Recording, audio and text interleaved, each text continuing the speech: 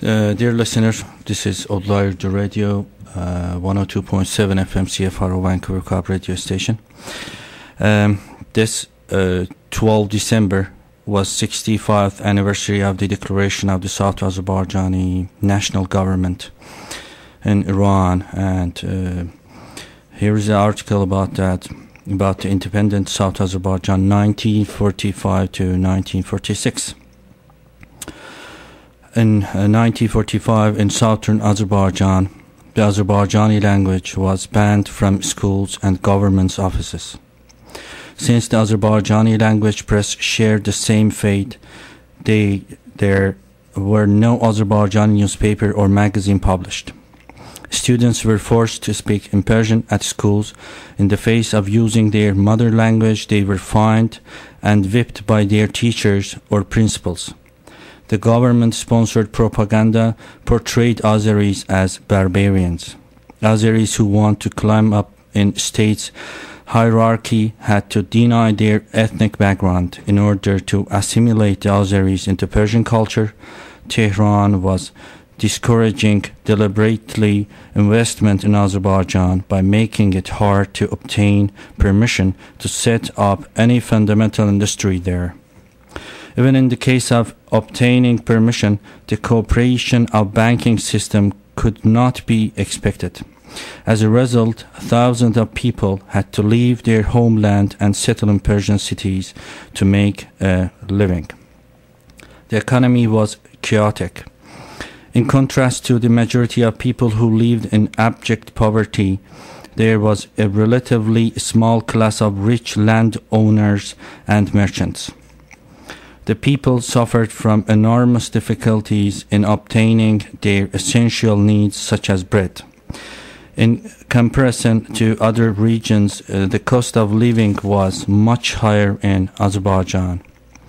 The discrimination reached a point where people in Azerbaijan started putting questions such as, while the sugar ratio in the capital is 1.5 kilo per month, why is the ration for Azerbaijanis no more than 400 grams, and that's not per month, but rather per season? The political bureaucracy was corrupt, and the gendarmerie was nothing more than instrument in the hands of the landowners and suppress the peasants. The appointed officials from Tehran were more worried about their pockets than solving people's problem. Officials from the south find Tabriz and Urumia nothing more than dull villages, where they can make money and get back to Tehran, or anywhere down south.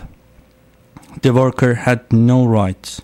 Not a single organization was allowed to defend their rights. Unions were outlawed. There was no freedom of speech. The press and radio were controlled by the central government. Azerbaijan was a microcosm of the conditions existing in Iran. People who know the fundamentals of revolution would agree the required subjective and objective conditions were ripe for a revolution in Azerbaijan. But most of the Persian scholars and their Western counterparts not taking into account about situation. And listening into importance of socioeconomic factors when it comes to the questions of Azerbaijan, have tried to label the revolution of the Azerbaijanis as a Soviet-sponsored intrigue.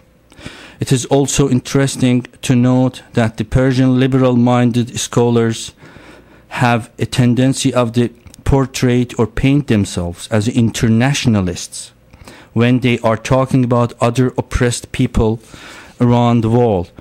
However, when it comes to the question of Azeris in Iran, they put away their quasi-internationalist mask and display their despicable racist inclination.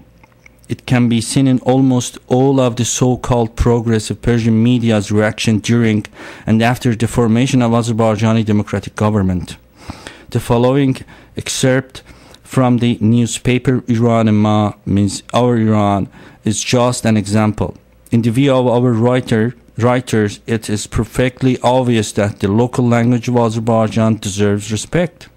However, in our opinion, the local language of Azerbaijan can definitely not be the national language of our Azerbaijani fellow countrymen, because we do not consider the people of Azerbaijan to be a nation separate from our other fellow countrymen and ourselves.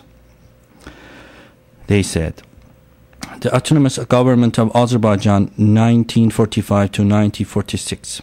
On September 3, 1945, the Azerbaijan Democratic Party was founded in Tabriz. 2 days later, the Azerbaijan Province Committee of the Iran People Party merged with it.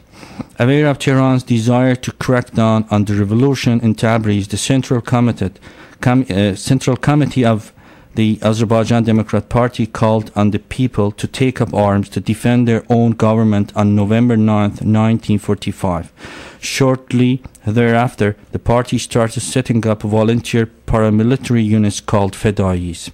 On November 23, 1945, its Central Committee issued a proclamation defining its aim to the complete autonomy of Azerbaijan. On December 12, the Provincial National Assembly was formally inaugurated. It was composed of 101 deputies. On its first day of power, the National Parliament of Azerbaijan in Tabriz challenged the puppet government of the Shah in Tehran by declaring the autonomous government of Azerbaijan and designation a government under the premiership of Mir Jafar Pishevari, designed to safeguard the autonomy of Azerbaijan.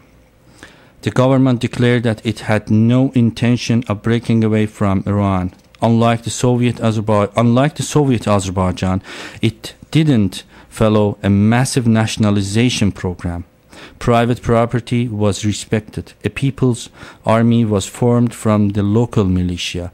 Azerbaijani became the official language of the state. The government also declared that it would distribute government-owned land among the peasants, as well as that of the reactionary landlords who collaborated with the enemy and fled the country. Universal suffrage was recognized. Within a short period of time, schools were set up. The first medical school was opened in Tabriz. The roads were repaired, and an 8-hour workday was introduced. Within 1 year, the democratic government of Azerbaijan had done more good for Azerbaijan than Reza Shah had done in the last 20 years of his reign. The Azerbaijani crisis was the first to come before the Security Council on January 19, 1946. Sayyid Hassan Taqizadeh, head of Iranian delegation of the General Assembly and the Iranian ambassador to England, was instructed by Hakimi to refer Iran's complaint to the Security Council. Tehran was concerned about the Soviet political support for the autonomous government of Azerbaijan. Tehran's inability to suppress Azerbaijan prompted it to start negotiations with Tabriz. It also used diplomatic and economic tools to achieve its goal of eradicating the government in Tabriz.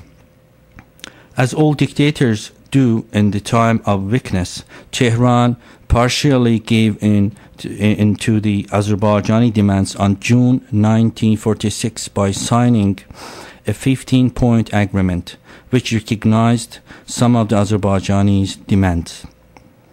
By appeasing Russia's demand of joint exploration of oil in the northern provinces and also pressuring them to evacuate their army through diplomatic means on the land which has the United States and UK support. Finally, Soviet forces started withdrawing from Azerbaijan on March 24, 1946.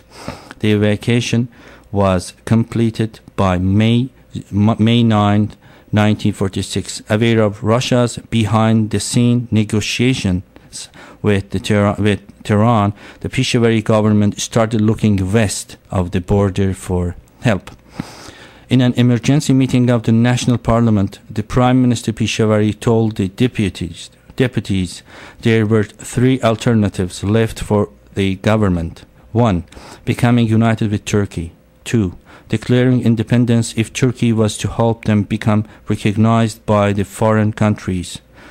This option was to be taken if the first one was thought of affecting Turkey's diplomatic relation negatively, and 3, continuing their struggle within Iran directly if Turkey refused the first 2 options. 3 emissaries were sent to Ankara and to discuss the situation with the Prime Minister of Turkey, İsmet İnönü. After staying for 3 months in Ankara, and giving all the military secrets of Azerbaijani army to Turkish officials, not only they were denied a meeting with the Prime Minister, but also they were sent back to Tehran, where they subsequently were executed. It's written by Orhan Mehmet, page 122. Finally, Tehran, getting green light from Moscow and Ankara, attacked Azerbaijan from 3 sides on December 12, 1946. There, the Iranian army committed horrible crimes. The Azerbaijani school books were set on fire, and according to some accounts, more than 50,000 people were killed. I have another thing from the book of the William O. Douglas. Is an American attorney, William O. Douglas, who was traveling in Azerbaijan shortly after the democratic movement. In his book names Strange Lands and Friendly People, notes, when the Persian army returned to Azerbaijan, it came with roar.